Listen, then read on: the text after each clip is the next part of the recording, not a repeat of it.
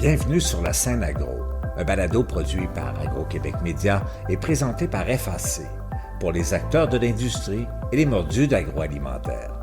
Nous partageons l'actualité, des entrevues exclusives, des dossiers, portraits d'entreprises et plusieurs sujets liés à ce secteur représentant un véritable moteur pour l'économie du Québec. Bonne écoute! Ici Lionel Levac. Le prix de la viande de porc augmente moins vite que l'inflation générale du secteur alimentaire. Par ailleurs, les performances environnementales du secteur porcin au Québec et au Canada font de cette viande un aliment de choix pour les consommateurs préoccupés par l'avenir de la planète. Ces deux questions du prix et des pratiques environnementales ont fait l'objet de présentations au récent Porc Show qui avait lieu à Québec. Je vous rapporte les informations à ce sujet. Voici mon reportage. Le journaliste René Vézina, spécialisé dans les questions économiques, a analysé la croissance du prix de la viande de porc dans le contexte inflationniste global du secteur de l'alimentation. Je me suis entretenu avec lui. René Vézina, bonjour. Bonjour Lionel. René Vézina, lorsque l'on parle d'inflation, est-ce que l'on peut parler d'un contexte particulier en ce qui concerne la viande de porc ou si on peut mettre tout dans le même paquet, si on veut, en alimentation? Les derniers relevés de Statistique Canada montrent, en particulier, là, que sur un an, ce qui a augmenté davantage au Québec, l'élément, là, c'est la margarine. Et tout de suite après, il y avait notamment les produits laitiers. L'augmentation du prix de la viande dans l'ensemble des composants, c'était l'augmentation la moins importante, sur une base de 6-7 % sur un an. Donc, c'est peut-être qu'il se frappe davantage d'imagination. Mais dans les faits, c'est de ce côté-là où on a... Oui, il y a des augmentations, puis les finances des consommateurs ne sont pas élastiques. C'est-à-dire qu'à un moment donné, on ne peut pas étirer davantage. Mais si on se compare, on se console à cet égard-là. Bien sûr, dans l'opinion publique, vous l'avez dit, les gens vont dire « Ah, la viande coûte cher, la viande coûte très cher ». Mais c'est probablement le coût qui augmente le moins vite, comme vous venez de dire. Parce qu'on a une production qui est ici, on peut compter sur une production locale et on maîtrise une bonne partie, notamment à cause des coûts de l'énergie sont moins élevés ici. Vous avez vu le prix de la laitue romaine récemment? Là, ça fait mal.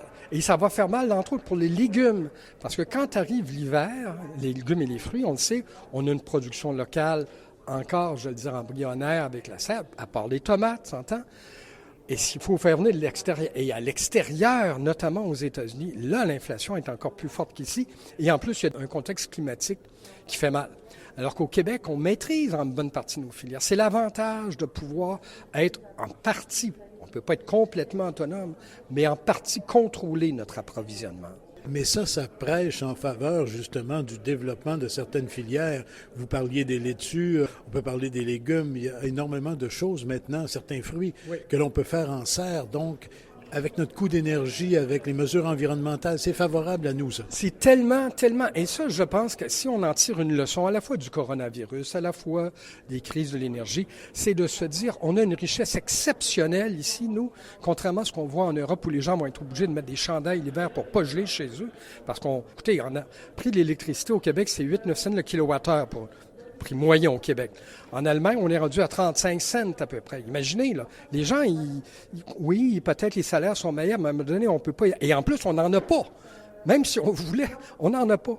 Alors, c'est une richesse exceptionnelle dont on devrait se prévaloir pour nos usages à nous, notamment pour nourrir le monde. Ça m'apparaît bien plus utile d'utiliser cette énergie, notamment l'électricité, pour nourrir le monde que pour alimenter des centres de données à plus finir où il n'y a pratiquement personne qui travaille.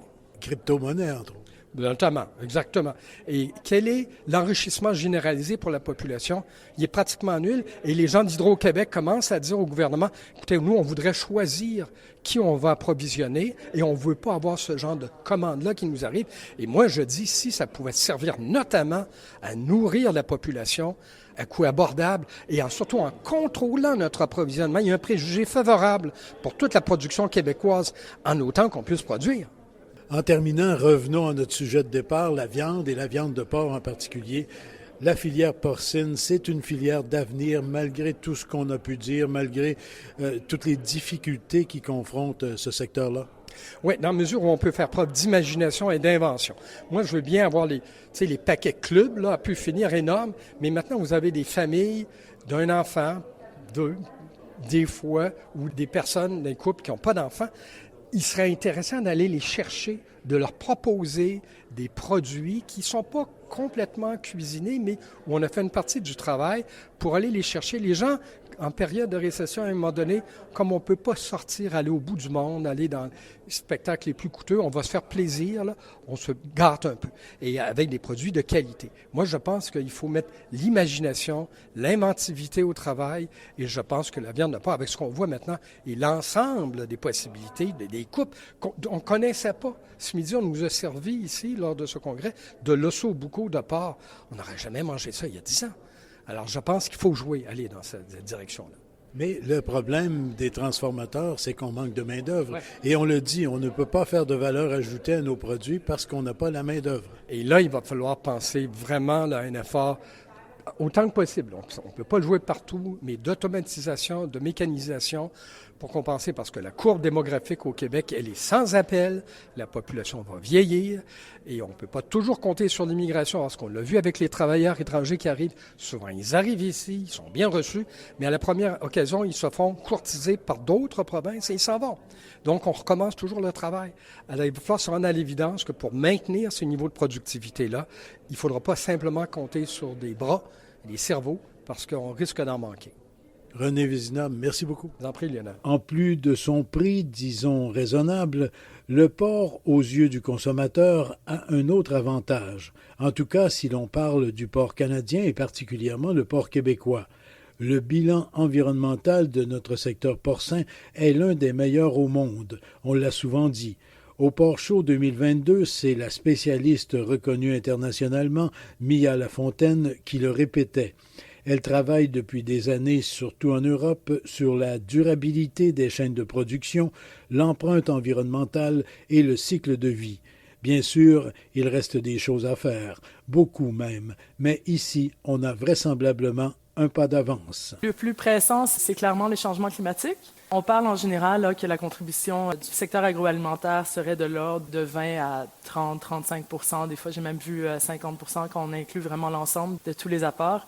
2016, c'était l'année de l'accord de Paris, donc où vraiment l'ensemble des pays, en tout cas les plus importants, se sont entendus sur des réductions ambitieuses et nécessaires pour limiter les changements climatiques à 2 %, ce qui était là, évalué à ce temps-là. Maintenant, on est rendu à 1,5 %, ce qui était évalué à ce moment-là comme étant la limite pour limiter les catastrophes. On prévoyait à ce moment-là que si on ne changeait rien, par 2030, on serait passé de 52 à 58 gigatonnes. Je lisais le rapport de l'écart d'émissions des Nations Unies qui a été publié récemment. Pour 2022, on sera déjà à 58 gigatonnes. Donc, on s'en va vraiment dans la mauvaise direction. On accélère ou on augmente les émissions de gaz à effet de serre de façon plus rapide que prévu. Et devinez quel est le secteur qui contribue le plus à l'augmentation. C'est évidemment le secteur agroalimentaire, étant donné la croissance de la population et la croissance d'augmentation de la consommation de la viande dans les pays en voie de développement. Donc, on parle souvent qu'on veut aller vers une carboneutralité vers 2050, mais je pense qu'il est vraiment important de parler de 2030 parce que dans les évaluations des scénarios possibles, on doit vraiment tirer la ceinture vers 2030 puis de réduire de moitié les émissions de gaz à effet de serre, ce qui paraît quand même impossible. Donc, de là l'importance d'en discuter aujourd'hui. Qu'est-ce qui est possible de faire et qu'est-ce que ça prendrait?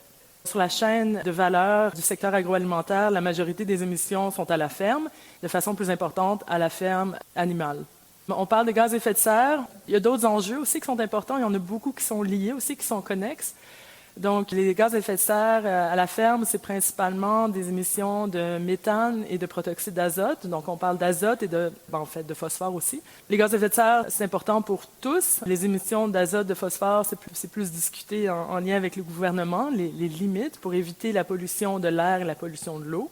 En Europe, on parle énormément de déforestation et de perte de biodiversité, vu qu'un pourcentage où la majorité du soya est importé d'Amérique latine, donc lié à une déforestation très importante pour la planète. On parle d'eau aussi, de façon moins importante, je dirais, étant donné les limites qui sont déjà en place pour protéger la qualité de l'eau, mais bon, on parle aussi d'exfoliation, d'érosion des sols qui contaminent les eaux aussi. De limites de ressources naturelles, donc de là l'importance de l'efficacité de la conversion animale.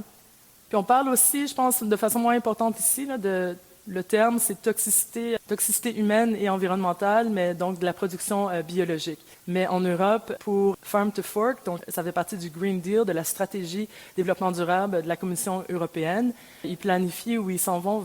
Ils voudraient augmenter l'apport de la production biologique à 25%. Donc, il y a quand même des budgets énormes pour transitionner vers une agriculture plus biologique.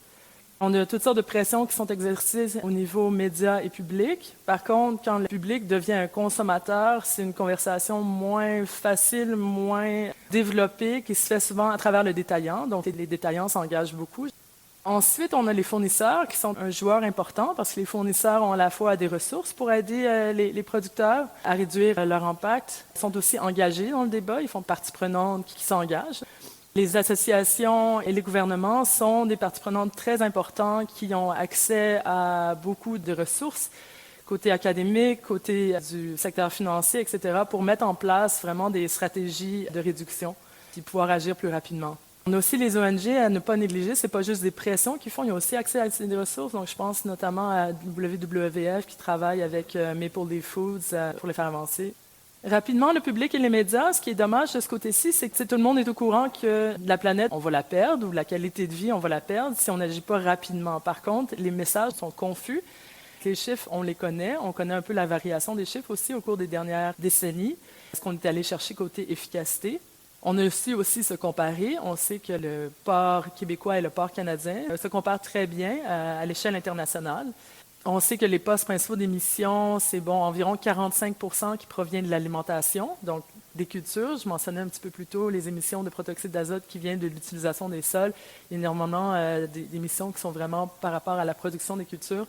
Ensuite, on a un autre tiers environ qui provient de la gestion des lisiers, à la fois du méthane et du N2O. Et le reste, il y a une petite proportion qui vient de la fermentation entérique, donc la production de méthane à travers la digestion, et l'utilisation de l'énergie, à travers l'abattage, mais aussi à la ferme directement.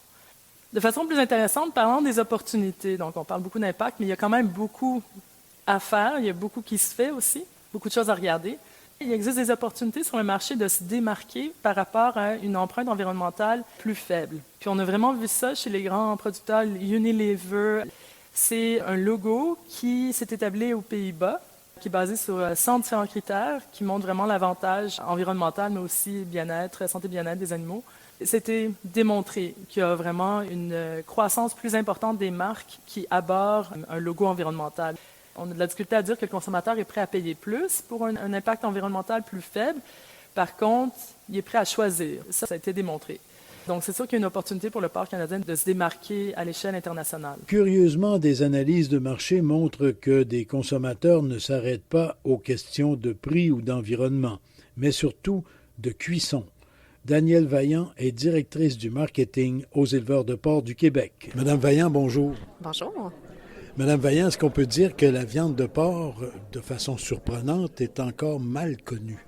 Est-ce qu'elle est mal connue? Elle n'est pas mal connue de tous, mais il reste des segments de la population qui, eux, connaissent peut-être un petit peu moins comment le cuire, donc comment cuire notre produit. Donc, effectivement, des consommateurs occasionnels, des fois des plus jeunes aussi, qui, eux, oui, vont avoir besoin d'éducation pour les aider dans leur cuisson de notre produit, du porc. Donc, la cuisson serait un facteur limitant parce qu'on ne sait pas comment bien cuire le porc, c'est-à-dire moins le cuire. Bien, pour certains, oui. Là, bien sûr, on ne parle pas de toute la population, mais pour ces consommateurs-là, occasionnels, plus jeunes, oui, ça peut être un facteur limitant. Quand on fait une pièce de porc, quand on fait un repas, on le met sur la table, on veut que les gens l'apprécient, donc on veut savoir comment le cuire, on veut trouver ça facile, on veut que ce soit quelque chose d'intéressant pour notre famille, nos amis. Ouais. Ici Lionel Levac. Le Centre de développement du porc du Québec et le Prairie Swine Center mènent actuellement une enquête sur les pratiques dans les élevages. Il y a question d'environnement, mais aussi d'efficacité, dans un contexte économique difficile. Au revoir. Vous avez aimé ce contenu? Suivez la Scène Agro pour rester à l'affût de l'actualité agroalimentaire. Merci et à bientôt.